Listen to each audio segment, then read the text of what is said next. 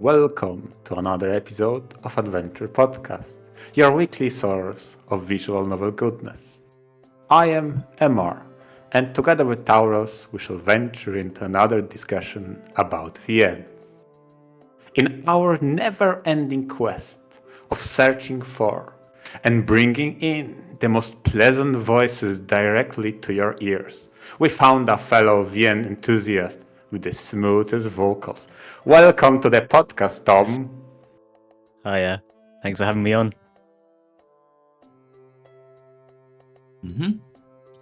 So I guess I should introduce myself. Yes, go for it. I've been making visual novel content for just over a year now, and at the moment currently focusing on review type videos. You mostly put content up on the YouTube channel, right? Yeah, that's the main place. Nowhere else. Yes, and you've already, started making a name for yourself with plenty of subscribers and plenty of varied content about VN review style videos. Yeah. What got you into the whole video content creation?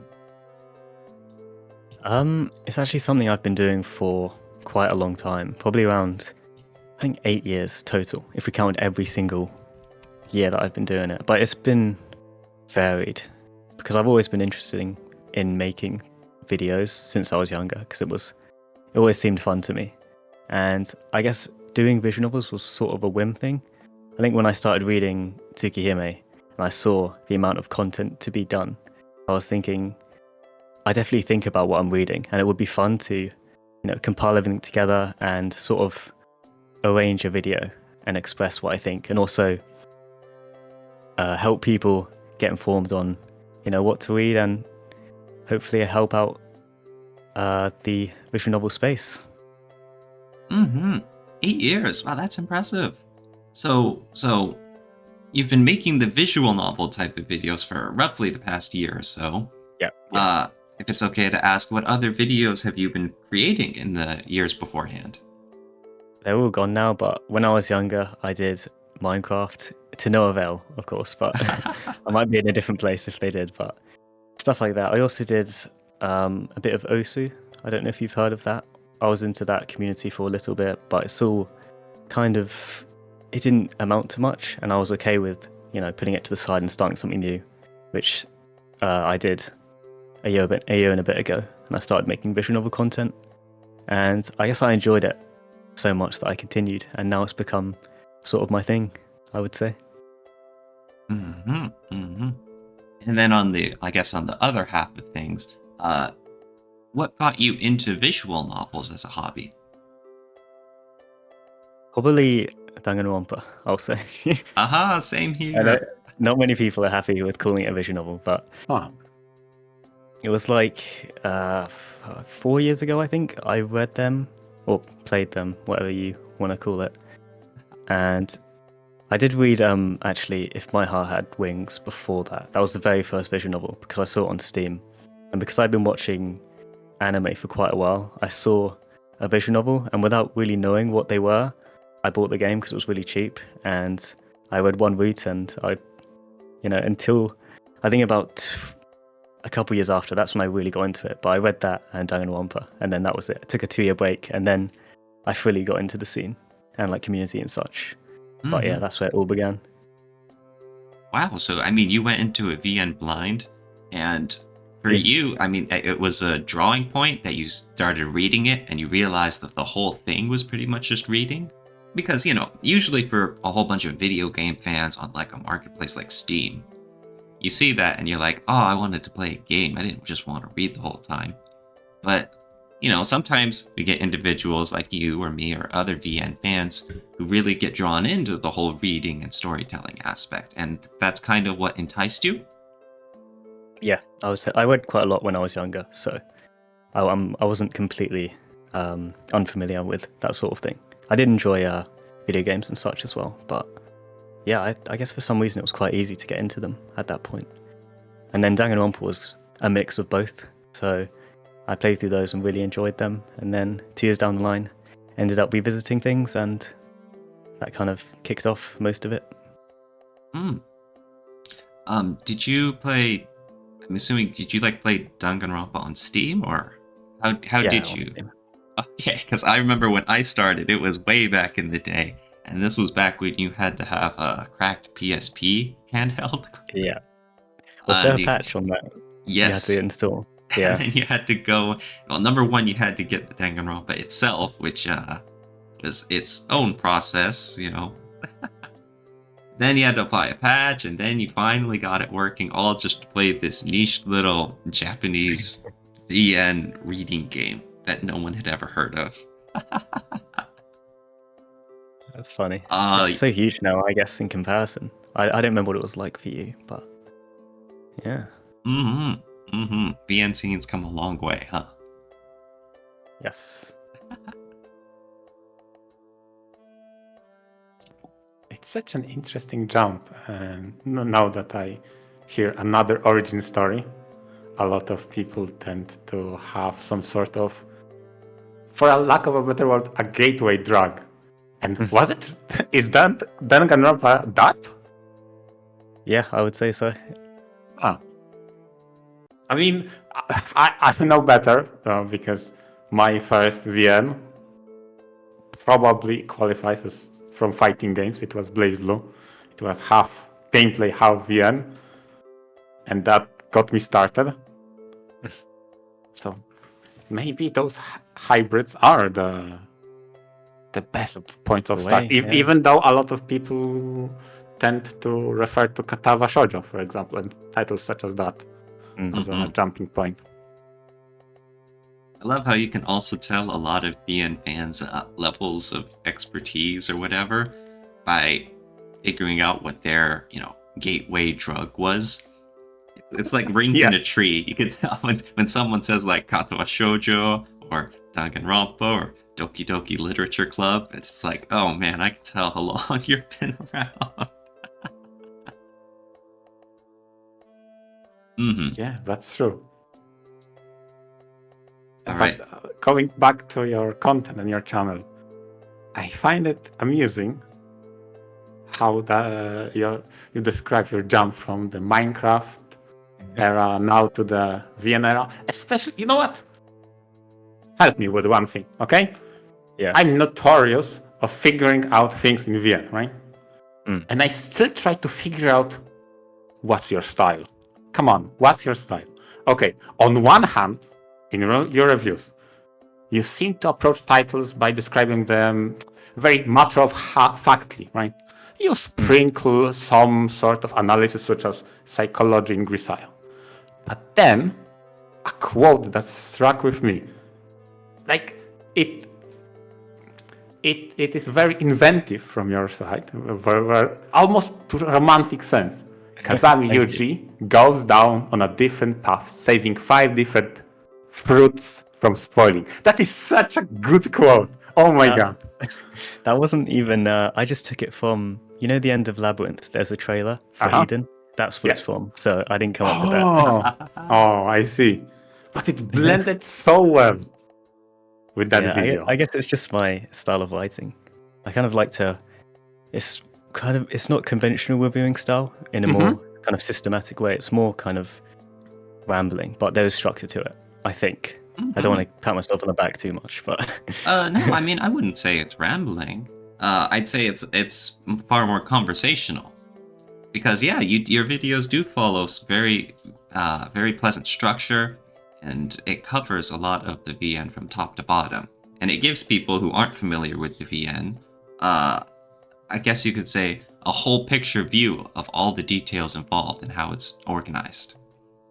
Yeah, that's kind of the goal, but without spoiling things as well too much, because obviously it's inevitable if you're talking about a storyline to include what happens, but to a certain point, I think that's what I try and balance out.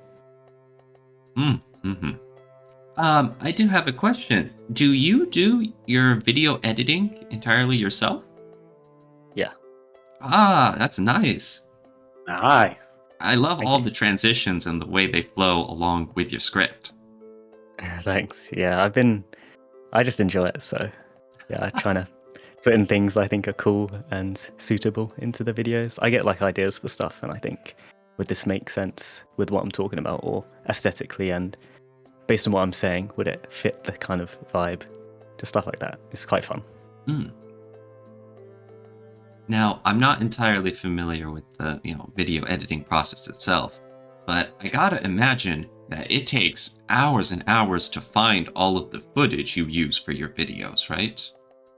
It's like the most painful thing is recording everything, because I don't record as I'm reading at all. It's more I write the script and then I'll go over the script and think about what's written and what would go with that, and then I go through the visual novel, and just because I save a lot. I think, well, for Grisaya, for example, there's like 20 pages of saves, and I filled I think 19 of them. So as I'm reading, I think ahead and think, oh, this would work as a good place to record and stuff like that. So after I've written the script and everything, I just go back and record everything on auto, and I actually play Fate on my phone whilst it's going on to make it less boring. Wow. Yeah. So yeah, That's modern mobile game fan. yeah, gotta grind somehow, and best time to do it for me. I am A good also, excuse. yes, and I am also a huge Fate Grand Order fan, so I feel you. That's exactly the question I wanted to ask you. At which point you decide, oh yeah, this is the title I want to make a video on? Is it before you take the title, during, after? I think it's probably before, but there have been some videos that I think maybe I didn't need to cover it. I think, for example, the Cafe Stella video. It's my longest one, but I think it wasn't that interesting, I'll be honest. Oh, I see. Yeah, because I kind of want to be more picky about what I do. I think my goal at the moment is to try and read like the biggest titles and just experience that and convey my thoughts. So I think now I'm picking a bit more carefully, but I think back then I just picked everything basically in my library. But I see, yeah, okay. Because that's always one question you have to address as a content reviewer. You have to ask yourself, what kind of VNs should I be reading and should I make these video reviews on? Because if you go for the big, popular titles, then on one hand, you're going to cast a wide net for your viewers.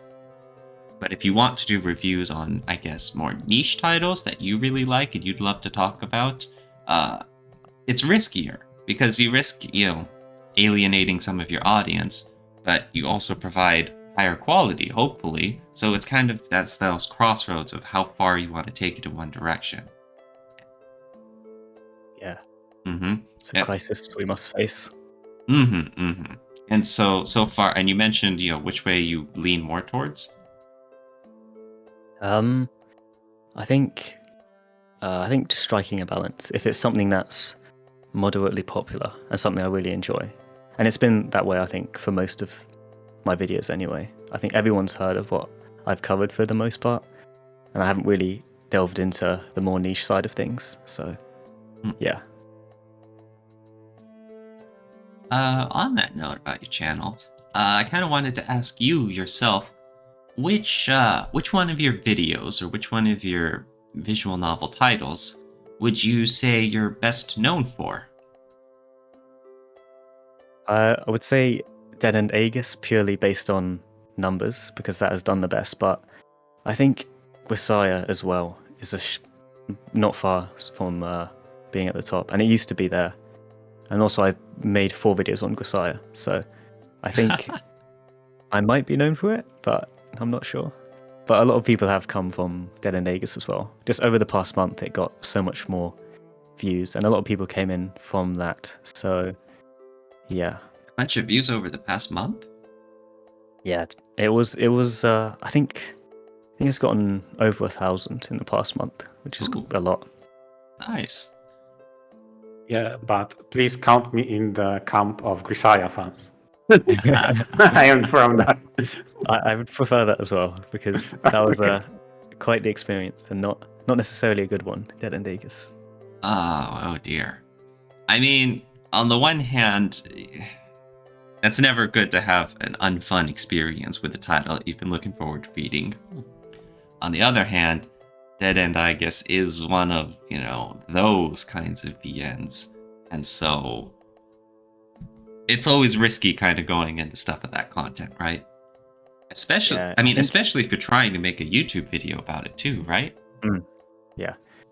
I think the only motivation you can have really is morbid curiosity, which is this really unique feeling, because it's not something you'll want to read out of liking it. It's more that dark intrigue, and because it's quite strong, you can get quite a good video out of it because of the content. But yeah, you do have to tread carefully with what you're showing and talking about. Have you, on topic of Dead End Ages, have you read the prologue? No. Oh Is God. it, I think, isn't that? Oh, it's about the previous Warfare Troopers, isn't it? Yeah. Yeah, I think I looked at it and I thought I kind of, because they talked about the events in the main game, so Yeah.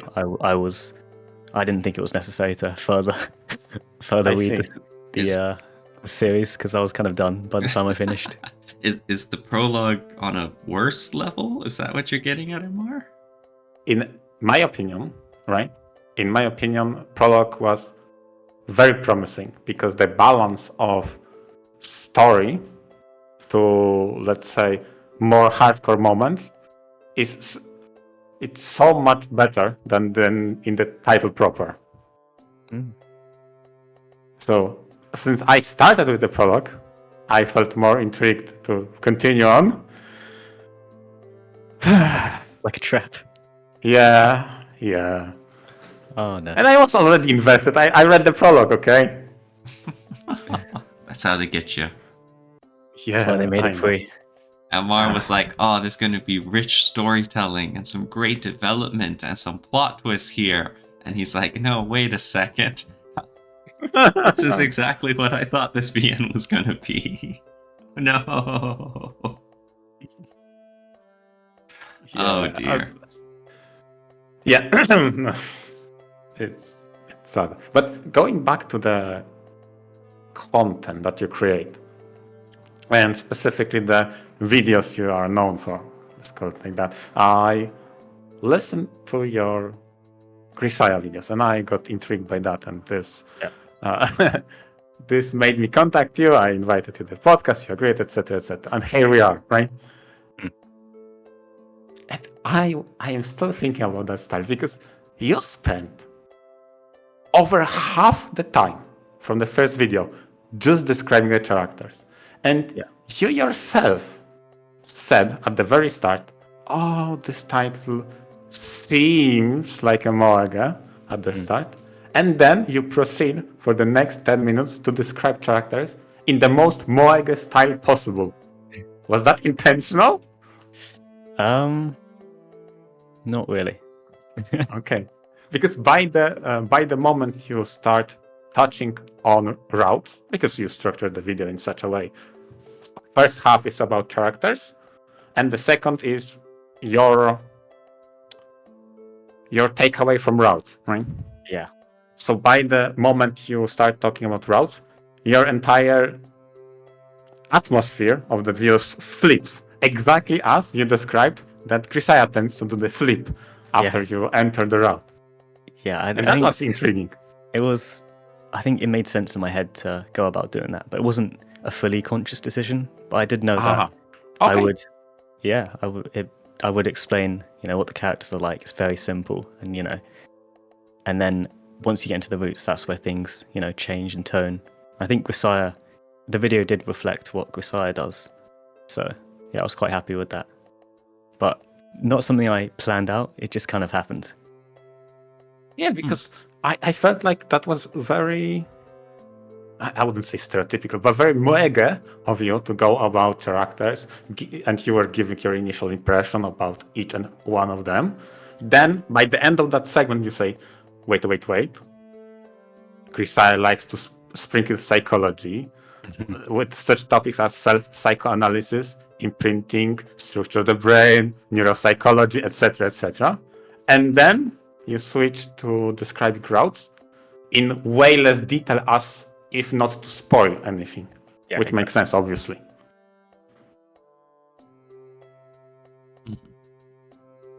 That was something. I felt like that served very well for the structure of that video. I was impressed. So good job. Thank you.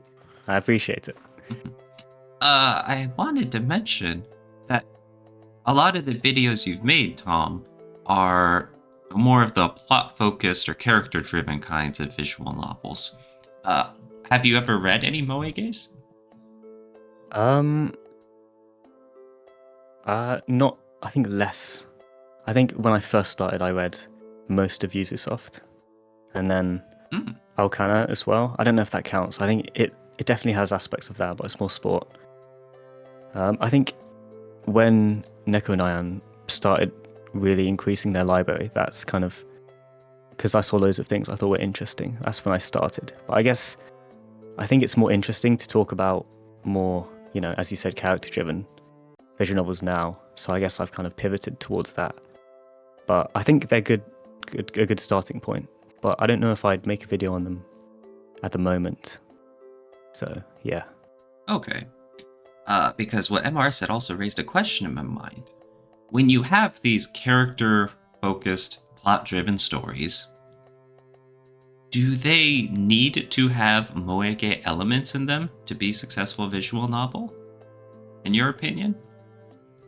I think it will definitely affect the amount of purchases because I think people are drawn to what they see first and foremost because they can't, obviously they can't read what they're getting into. So I think if you adapt a visual novel to a certain style, I think it will get more traction. But I know there are anomalies out there, like things that aren't necessarily in that Moege aesthetic. That's a good point. That's actually not what I considered, actually. But you are right. You do need to have something to sell a title, and of course the visuals are going to be one thing. I was thinking more the plot. Can you accomplish good storytelling in a visual novel format with the character-driven moments without any sort of slice-of-life cutesy Moege parts? Well, this is tough because I think some of my favorite visual novels they all have slice of life in them. So like Higurashi and Grisaya are probably my top two. So I'm not. I don't think I have enough experience to answer the question. No, what do you that's guys all think? right. And same here, because I was wondering, you have a title like Fate Stay Night, where people very often complain about the cooking scenes, where there's just downtime where the characters are talking and getting to know each other, and a whole bunch of fans are like, I want to see the hype action and the mythical, out-of-this-world fights. And so I'm wondering, although that's what we want to see, we still need to break up the pacing a little. We can't just have, 40 hours of straight high-octane action. We still have to have some downtime. And so when MR was mentioning about how you had your Moege style of reviewing about the characters in Grisaya, I was wondering how much of that is necessary. And off the top of my head, I'm thinking, are there any VNs that really utilize just a whole breakneck, non-stop pacing? Yeah, I don't think there's many because I think VNs really make use of the length they have to really, get you attached to the characters. But yeah, I can't think off the top of my head if there's one that's just straight in. Maybe Sayanorita's very short, and that is quite to the point. That's a good example. But going back to Taurus, what you said about the breakneck speed, right? I think it's something only sequels could implement. Because if you think about it, if you put characters in dire situation, in mortal danger, it's now or never, or they're going to die, or something bad is happening. If you don't know them, it's like, okay, who are you again? Right? So if you don't have that bonding moment, and most of that comes from slice of life, or similar exploration of that character, then those dramatic moments could fall flat. So those breakneck speed segments, I think you can get away in sequels. If you make a first title in which the reader gets to know those characters, then on second iteration you can say, okay, action time from the start, go. I don't know about that actually. See, because like one example, it's not a visual novel example, but one that immediately popped to mind was the opening of the first Indiana Jones movie. I think Raiders of the Lost Ark, where that movie just starts with Indiana Jones in the underground cave temple, and he's avoiding the traps. And then there's the famous scene with the big giant boulder coming down, and then there's betrayals, and then the action and the escape sequence. We don't know any of the characters when that starts. And yet in the first 10 or 15 minutes, we very much care, and it's extremely entertaining to the audience. So I do think it's possible for the audience and for readers to care about characters even if we haven't formally gotten to know them yet. It's still possible to see them in peril or wanting something, and then you see that struggle, and then we still cheer for them and root them on. So now I'm getting myself not confused. There's a lot to think about. How well you can have storytelling and how well that ties into visual novels. I don't know. Yeah, maybe it is possible. Yeah. If I may, to expand on your example, if you were to introduce a very sentimental loss in that opener of 10 minutes of Indiana Jones for a person who sees that for the first time and who does not know the IP, it would not resonate. The fact it works only because he wins that peril, and after which we get to know the character. Think about how it would fall flat if someone dear to him died on that opener. No, but seriously, think about it. You would be like, okay, who are you again? Only after you're invested in those characters, be it from the movie or previous movies or exposure for the IP previously, then you would care. But for the first time, on the 10-minute first, no. Why? They didn't earn you any endearment or anything like that. No, well, see, I don't think I agree with that either. Well, because number one, for the Indiana Jones movie, it was the first movie. So there was no series or IP knowledge, anything like that beforehand. But the other example, I just remembered the PSP game / visual novel, whatever you want to call it, Fate Extra. That one starts with you as the protagonist, getting caught up in the Moon Cell's whole battle royale with Servant and whatnot. Except when you're playing as the protagonist, you die in your very first battle. You don't even summon a Servant. And so that is kind of I guess you could say, a shocking start to it, where you die, and then you wake up as the real protagonist who makes your bond with the Servant, and then you get to go and kick ass and do the whole battle royale stuff. But I mean, just the fact that I still remember the opening means it had an impact on me. Even though you had this character who you got to know only for all of 20 minutes or whatever, there was still some characterization, and there was still some drama involved in seeing them get killed off. And it's oh my god, wait, what's going on? And then it's oh, we start the game with the real player. And it's oh, well, what about that other guy? I think there's a lot of options available, and I think there's a whole lot of different directions that a VN author or director or developer or whoever can take the story. I think getting your audience attached to characters is something that is probably one of your simplest, most straightforward goals in a project, but more often than not, it's one of the hardest to pull off, huh? Don't we wish that we could just immediately get our readers hooked, huh? That'd be perfect. Listen, I'm trying to get a counterexample of a title that had an action from the start that got me hooked, Do I really need to talk about Death and Ages again? Oh my fucking god. Because the prologue was exactly that. It was, go home, there is a crisis, let's go. And you have a good dynamic of characters. And that is the previous generation. For those who read the original Dead and Ages, then prologue talks about the previous generation. And then it ends on a cliffhanger. Oh, what's left after them? What after this operation? And then you start the title proper, like, and they're gone. Bye. Like what? What about those guys? Those are cool.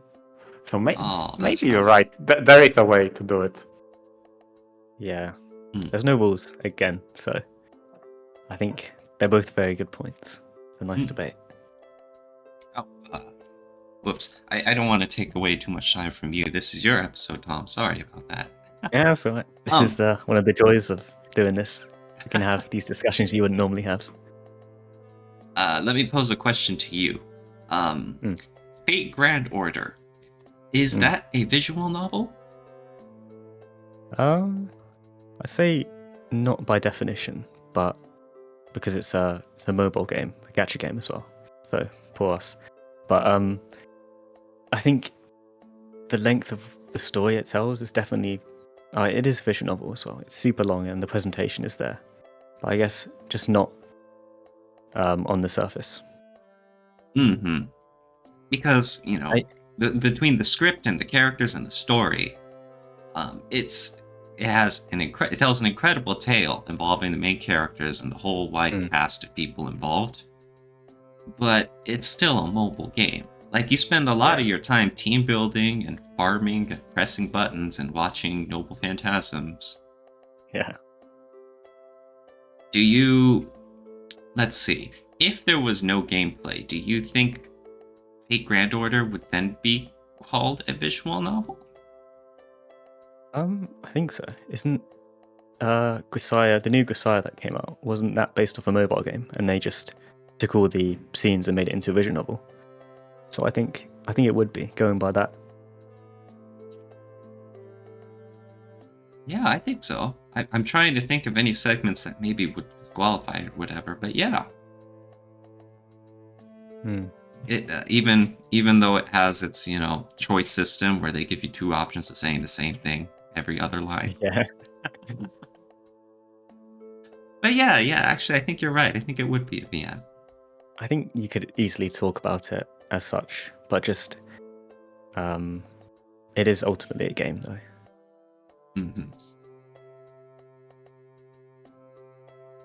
Meanwhile, MR has a whole bunch of gameplay VN hybrids that kind of skirt the line. You're like, oh wait a sec, I'm totally here for the reading, as he then crafts a perfect army full of all sorts of high-level units. Hey, don't put me on blast. Okay, listen. Fine, be like that. Okay, Tom, beware. The lines of questioning that Taurus just proposed. So, first was, are Mareeck even necessary? And the second, are VNs with gameplay even VNs? He wants to recruit you to anti-Ange Brigade. So beware. This is slander. I have no idea what you're talking about. How dare you say I'm manipulating poor Tom? Not at all. I'm just glad Tom sees the truth. I see how it is. No, not at all. But okay, yeah. I think we should be wrapping up our episode soon. Tom, are there any other topics or any other anything else you want to share about yourself? I guess something interesting is this more concerns the video creation side, but I don't know if anyone else does this, but I always make my thumbnail first. I think it's because I think that's the best way to kind of get inspiration for what kind of video you want to make. So it's just something I thought I'd mention. Oh, like interesting. So you make the thumbnail before you even realize what exactly your video will be about? Yeah, like I have thumbnails that I've made for future videos, or some visual novels I haven't even read as well. So I'll just Whoa! Oh man! I kind of make that it kind of cements the idea in my head. And then obviously I'll make adjustments, but something I like to do. Like a prototype. Ah, Yeah, basically. cool. I actually really like Yeah. that. Because, yeah, that's your way of, like, I guess, solidifying the ideas you've got in your head. Yeah, and it changes. I think the thumbnails as well. I make like 5 for one video. So Oh. some of them are like drastically different as well. Do you fear that that kind of approach can spiral into video backlog? Yeah, but I think it's a good thing to keep yourself Okay. motivated and looking forward. Oh, that's a good way of looking at it. Things, huh? I like it. I like it. Yeah, it's not overly dense as well. There's not too many. Just basically me saying I've got plans. So yeah. Because you do have very clean, very well-designed thumbnails. Especially the Thank you. 9-9 one where you've got like it divided into quarters. I saw Oh, that and yeah. I was like, oh man, that's so crisp. It's like the easiest one to make though, out of all of them. All right. Then this would be a good stopping point for our episode. Thank you so much for coming on, Tom. I hope you had a blast, and I hope all our listeners got to learn a whole lot about you. That's all good. Thanks for having me. Yeah, thank you for joining in. And to all our listeners, please go check his videos, especially Grisai one. I recommend it wholeheartedly. Yes. Thank you again, and to everyone and all our listeners, venture out. Bye-bye. Venture out.